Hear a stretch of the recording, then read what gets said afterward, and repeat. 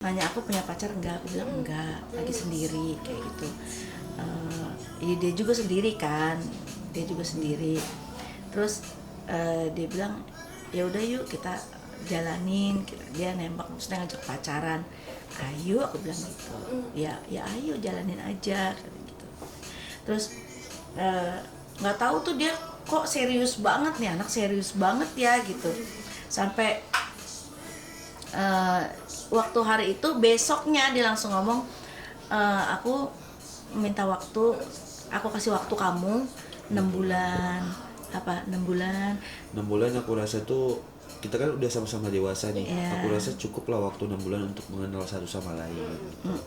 Kalau emang kamu niatnya serius, karena aku nih udah nggak mau kayak nengok kanan, nengok kiri, pokoknya fokus aja ke depan kayak kacamata kuda aja kayak gitu. Nah kebetulan dia juga kayak gitu, yang udah nggak mau pusing sama dunia luar kayak gitu. Jadi aku rasa 6 bulan tuh udah cukup, aku bilang kayak gitu. Dan kalau emang kamu udah yakin, paling tahun depan aku bilang bulan Februari itu aku mau ngelamar kamu kayak gitu. Terus makin kesini tuh kita ngejalanin hubungannya pas 2 minggu kenal ya, 2 minggu lebih sehari, tiba-tiba tuh keluarga dari dia tuh bilang kayak gitu, paling bagus kalian tuh nikah aja, karena kan biar apa sih namanya, biar kayak menghindari hal-hal negatif atau fitnah gitu yang datang. Kalau aku emang kayak gitu, karena takutnya tuh kalau kayak kita jalan terus mesra dikit atau apa dikit terus direkam orang, diviralin, dibilang nih masa Anissa Bahar gini-gini tuh kelakuannya. Itu yang aku hindarin. Ya udah, karena keluarga juga setuju, keluarga aku, keluarga dia, ya udah aku bilang ke dia, kamu harus ikutin kata hati kamu kayak gitu. Dengerin kata hati kamu, kalau kamu yakin ya udah bismillah, sama-sama kita punya niat baik, ayo. Tapi kalau kamu kayak contoh dipaksa sama orang lain atau disuruh sama orang lain tanpa dari kesadaran diri kamu, jangan. Karena menurut aku ini sakral, nggak main-main, hal yang bukan untuk bermain kayak gitu. Jadi dia serius. Terus keluargaku nyuruh nikah dan dia juga emang pengen nikah. Ya udah aku mau. Iya. Dan aku trauma. Ini kalau aku itu bukan anak angkatnya, jadi aku mau klarifikasi. Baru kenal juga aku baru kenal tanggal 30 Juli 2025. Kita nikah tanggal 15 Agustus 2025. Jadi biar nggak salah paham, aku itu bukan anak angkatnya yang kayak gosip tuh Kak, yang beredar di mana-mana. Aku kasihan aja ke dia kayak gitu, apa-apa disangkut pautin anak angkat lah, kasihan loh aku ngelihat dia. Sampai-sampai aku bilang kayak gini, nggak usah urusin itu, jangan urusin itu, masih banyak hal yang kamu urusin yang lebih penting.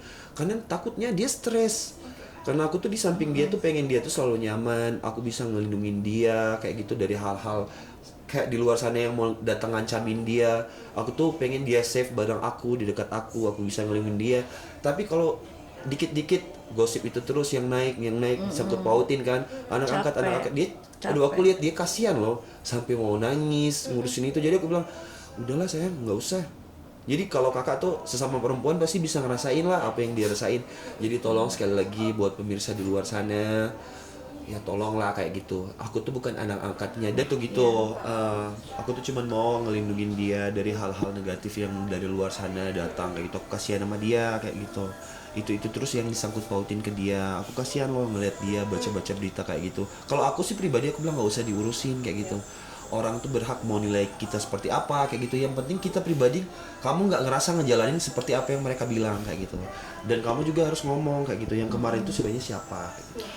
Iya, aku udah bilang ya, aku sampai tolong kalau bisa bahasa aku ini tolong jangan di-cut ya. Aku bersumpah, saya Anissa Bahar bersumpah demi Allah, demi Rasulullah ya, biar saya nggak selamat 7 turunan dan ibu bapak saya masuk neraka jahanam deh ya. Kalau emang itu saya memacari anak angkat saya atau saya menikahi anak angkat saya, itu gosip itu sama sekali tidak benar. Tapi kalau saya tidak melakukan itu, saya harap apa yang saya ucapkan yang gak selamat 7 turunan itu, kalian yang sudah membuat gosip itu dan sudah memfitnah saya,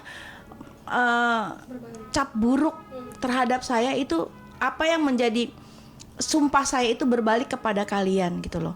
Dan itu saya baru kenal juga akhir tahun 2022, dan itu duda anak 3. Jadi saya sama sekali saya sangat keberatan dan saya sangat terganggu dengan gosip anak angkat dan aku memacari atau aku menikahi anak angkat itu. Aku sangat terganggu sekali. Jadi kebenarannya nggak seperti itu? Enggak sama sekali. Sampai trauma apa gimana, Mams? Justru titik terendah saya itu ya itu gosip yang membuat saya tuh merasa kayak aku merasa terhina banget dengan gosip itu prestasi banget sebenarnya, itu bisa dituntut menurut aku sih, karena gosip itu sangat membuat nama baik saya tuh tercoreng. Jadi apa yang kalian lakukan, gosip yang kalian fitnahkan terhadap saya itu jujur mengganggu mental saya. Jujur Jadi aku tuh nggak mental pernah ninggalin dia. Sampai dia mau ke toilet pun aku tongkrongin. Sampai aku tuh jadi malas megang handphone, tau gak sih? Malas megang handphone kalau nggak ngurusin kerjaan, aku nggak megang handphone. Kadang handphone semua dia yang pegang. Aku nggak mau megang handphone. Kadang asistenku yang pegang handphone. Tapi dirimu nggak terbayangkan nggak sih sebelumnya gitu kayak konsekuensi seperti ini atau menikah dengan public figure gitu Kak? Sebenarnya arahnya sih bukan ke sini, bukan arah ke kayak anak angkat terus jadiin pacar terus dinikahin, bukan ke sini.